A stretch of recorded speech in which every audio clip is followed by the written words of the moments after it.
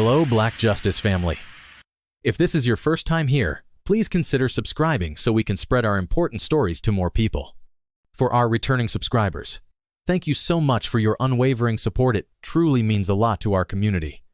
Now, sit back and join us as we dive into today's powerful story. Daniel Sterling had spent years surrounded by perfection. At every gala, every high society event, he was introduced to flawless women, elegant, poised, carefully trained to fit into his world.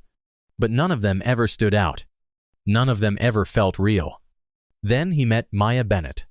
It wasn't in a five-star restaurant or at a high-profile event. It was in a courtroom. Daniel had been sitting in on a business dispute case when he first saw her. She wasn't on the jury. She wasn't an assistant. She was the attorney leading the case. And the way she spoke? Commanding, sharp, unapologetic. While the opposing lawyer stumbled, Maya remained calm, confident, and completely in control. She didn't just argue as she tore apart every weak point in the other side's case. Not with aggression, but with precision. She was different.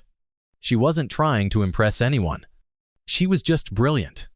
And for the first time in his life, Daniel felt something real. A woman who didn't care about his wealth. A woman who was fighting for something bigger than herself. That night, he couldn't stop thinking about her. And when he finally met her, when he introduced himself outside the courtroom, she barely even reacted. "Nice to meet you, Mr. Sterling," she had said, shaking his hand like he was any other man. No fawning, no desperation, no carefully rehearsed charm. Just Maya. And that was what made her different. That was what made him fall. Daniel Sterling could have had anyone. A wealthy heiress. A socialite. Someone from a family that fit into his world. But he chose Maya. And the moment he did, the elite world around him turned against her. They weren't outraged because she was smart. They weren't outraged because she was successful. They were outraged because she was an outsider. A black woman who hadn't been raised in wealth, who didn't come from old money, who hadn't been trained to play their exclusive, elitist game. And they made sure she felt it. Maya wasn't stupid. She saw the way people looked at her when Daniel introduced her at his first charity gala. The way women who used to laugh at Daniel's jokes now gave him forced smiles before quickly walking away. The way men who once respected him pulled him aside with polite but firm warnings. "Daniel, you know what you're doing, right? A woman like her? Are you sure she's the right fit for you? I mean, marriage is about more than just feelings." It wasn't about her career. It wasn't about her personality. It was about the fact that she was different. And in their world, different was unacceptable. Maya had worked too hard for her name to be dragged through the dirt. But the moment Daniel proposed, that's exactly what happened. The headlines were brutal. Daniel Sterling engaged. But who is Maya Bennett? From courtroom to billionaire's fiancé love story or a social climb. A bold choice. Can Maya Bennett handle the pressure of high society? They weren't just questioning their relationship. They were questioning her worth. As if Daniel had done something wrong by loving her. As if she needed to prove herself worthy of standing next to him. It was humiliating. But what hurt more? Daniel saw it too. And no matter how much he tried to shield her, he couldn't stop the storm. But nothing compared to what happened at the country club. Daniel had been a member of the Sterling Hills Club since birth. It was exclusive, elegant, and full of the same people who now despised Maya. Still, he wanted to believe they could accept her, that they would see her the way he did. But he was wrong. They had invited Daniel to a private dinner without Maya. And when he arrived, he saw why. The conversation wasn't about business. It was about her. "We're just worried about your legacy, Daniel. You have to think about what this means for your future children. The media already doubts her. Do you really want to divide the board over this?" It wasn't just rejection. It was erasure. They weren't just telling him Maya wasn't right for their world. They were telling him she didn't belong in it at all. And that was the moment Daniel had enough. Because they weren't just trying to tear Maya down. They were trying to control him. And if there was one thing Daniel Sterling never allowed, it was being controlled. This wasn't their choice to make.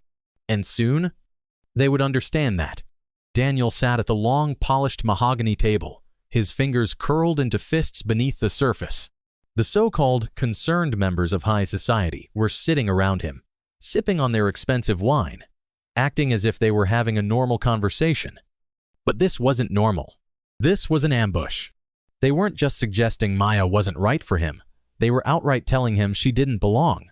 They wanted him to reconsider, to think about his family name, his social standing, his future children, and above all else, to end the engagement before it was too late. Daniel had expected pushback when he proposed to Maya. He had seen the way they whispered at parties, how their smiles tightened whenever he mentioned her name. But this was something else. This was an ultimatum. And that was their first mistake, because Daniel Sterling never took orders from anyone. He exhaled slowly, calm, controlled. Then, he set down his glass and looked each of them in the eye. "Let me make something very clear," he said, his voice quiet but sharp enough to cut through the room. "You don't get to decide who I love. You don't get to tell me who is worthy of being by my side. And you sure as hell don't get to disrespect my fiancé and expect me to sit here and listen." A few men shifted uncomfortably in their seats. One of them, a man named Charles Whitmore, a longtime family friend, sighed and leaned forward. "Daniel, we're just looking out for you. Maya, she's a smart woman, no one's denying that. But she doesn't fit in our world. She'll never understand the responsibilities that come with being a Sterling." Daniel leaned back, studying him. Then, he let out a slow, humorless chuckle. "You mean she'll never understand how to look down on people who work hard for a living?" Charles's face tightened. Daniel shook his head. "You all sit here, talking about legacy and status as if those things mean anything. But let me ask you something. Have any of you actually built?" Silence. "I built my company from the ground up. I worked for every single dollar I have. I didn't write off my family's name. I created my own. And the woman I chose to spend my life with, she did the same. Maya didn't inherit success, she earned it, unlike all of you." A few gasps rippled across the table. Daniel wasn't finished. "Maya is 10 times the person any of you will ever be. And I'd rather lose every dollar to my name than let any of you make her feel like she's not enough." He stood up, buttoning his jacket. "If that means I don't belong in your world anymore, then so be it." And just like that, he walked away, leaving them speechless. Because for the first time in their privileged, untouchable lives, someone had told them the truth.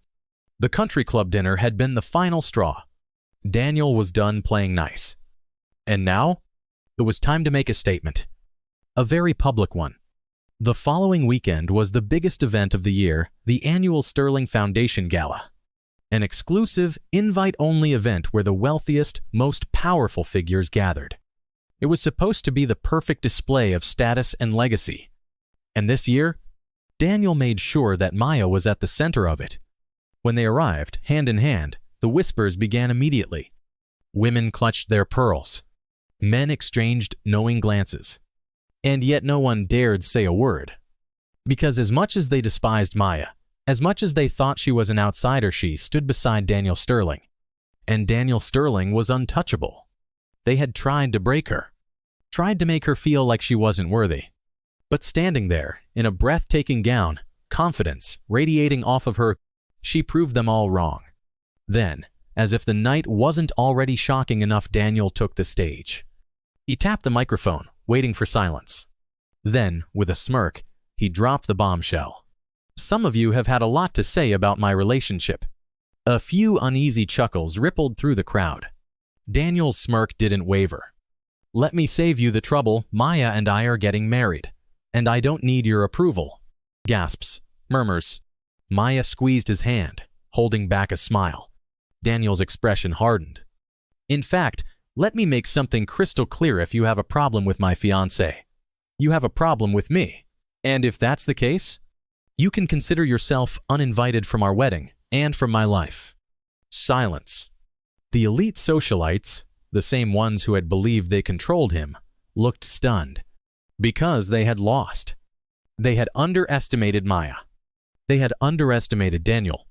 And now, They were watching their influence crumble. Daniel smirked one last time. Enjoy the party. And just like that, he walked off the stage hand in hand with the woman they had all tried to destroy. But the only thing they had actually destroyed? Their own power over him. The next morning, the headlines were explosive. Daniel Sterling stands by his fiancée and destroys high society in the process. Sterling Foundation Gala turns into a statement on love versus privilege. Maya Bennett, the woman who changed the rules of the elite. Maya woke up to thousands of messages. Some were hateful, but many were from people who had always felt like outsiders in a world that tried to exclude them. Daniel kissed her forehead, scrolling through the headlines. So, how does it feel to be the most talked about woman in the country? He teased. Maya smiled, leaning into him. As long as I'm yours, I don't care. Daniel chuckled. Good, because you're stuck with me forever. And in the end, that was the only thing that mattered. Love is about choosing each other no matter what the world says. Subscribe for more stories that prove real love always wins.